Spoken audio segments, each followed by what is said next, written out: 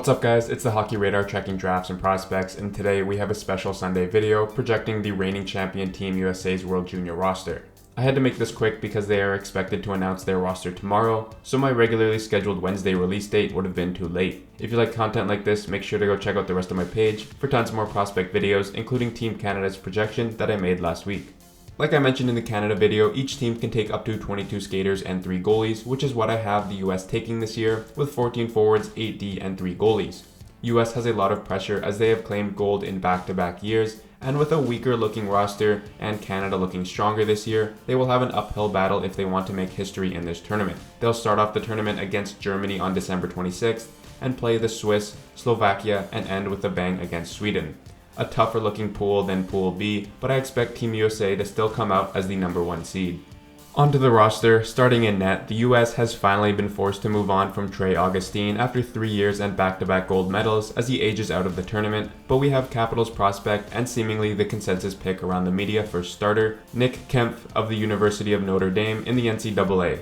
Although underwhelming numbers in the NCAA this season with a .902 and a .322 goals against average, he has impressed at national team events including the U18 World Juniors and will likely get first crack at the starter position. As a backup, Caleb Heel has impressed for Team USA at the World Junior A Challenge as the USHL goalie currently has a 2.60 goals against average and an .891 save percentage and a 10-4-2 record.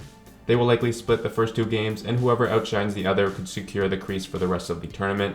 As a third string, I project them to bring along 17-year-old draft prospect Harrison Bottiger of the Kelowna Rockets, who has a 5-2-2 record, a 237 goals against average, and a .921 save percentage this season. From a development standpoint, they may want to bring this underager along for the experience, with the hopes that he can be the starter for the next 2 tournaments after this one. Overall, it's hard to follow what Trey Augustine did for the US in this position, but this tandem still has the ability to be top 3 in the tournament, as they hope to backstop the Americans to 3 straight gold medals. On to the defense, we have the reigning point getter from last year's tournament, Cole Hutson, another Capitals prospect who is a highly talented defenseman and leads all NCAA D-men with 18 points in 14 games this season for BU. On his right side, I have Sens first rounder Logan Hensler, who is also a returnee and who can provide some two-way game for this pairing. Combining Hutson's elite offensive skill with Hensler has the opportunity to be one of the best D pairings of the tournament, and if the US goes deep again, I wouldn't be surprised if Hutson is near the top of the point leaders again this year. Second pair, we have Mammoth prospect Will Scahan with returnee Sabres prospect Adam Klebar to be a solid shutdown pairing and to go up against some of the top lines of the opposing teams. Pairing number 3, we have Sabres prospect Luke Osborne of the University of Wisconsin, who is coming off a solid World Junior A Challenge with 9 points in 5 games, paired with EJ Emery, New York Rangers first rounder and playing for North Dakota. A bit of offense and a bit of defense with this pairing to help out in both ends of the ice. 7th and 8th D-men, we have draft eligible Dakota Rayom Mullen, who leads all U18 defensemen in points with 13 in the NCAA, and Kings first rounder Henry Brustevich. Not as flashy as last year with Zeev Buium, but still a good mix of returnees and newbies, and offense and defense within this top 8, and I could definitely see either Dakota or Henry get into some games this tournament. Up front on the top line, we have a trio of returnees who were all point per game last tournament: Cole Eiserman, James Hagens, and Brody Zemer. Huge talent on this top line with tons of potential to carry this offense if needed. I expect Eiserman and Zemer to be very dangerous goal scorers all tournament, and for Hagens to be the creator and feed these guys all game long.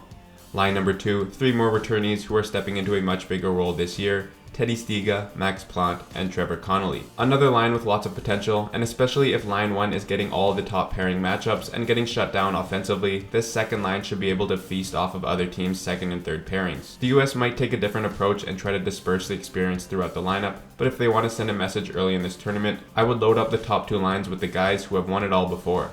Line number 3, we have Flames first rounder Cullen Potter, Islanders second rounder Camille Bednarik, and Preds first rounder Riker Lee.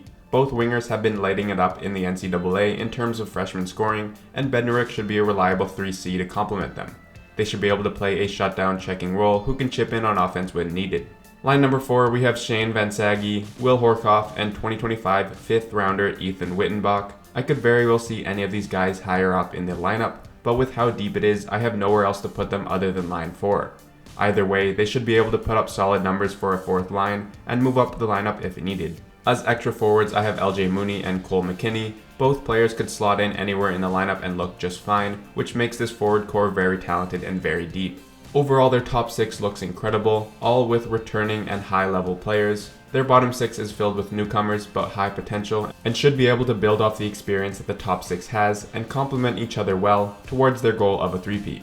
Team USA has lost some great players from last year's tournament, but still looks very solid, and all their returnees look capable of taking on bigger roles this year and excelling. A great looking team in this tournament, although I would give the slight initial edge to Canada on paper. This team is going to come in hungry and determined to go back to back to back, something they have never done in their history. That's my roster for Team USA. Again, this video was thrown together quick just before they release the roster tomorrow, so let me know what you guys think and comment anyone who you think should be here instead. Like and subscribe and stay tuned for tons more prospect content to come.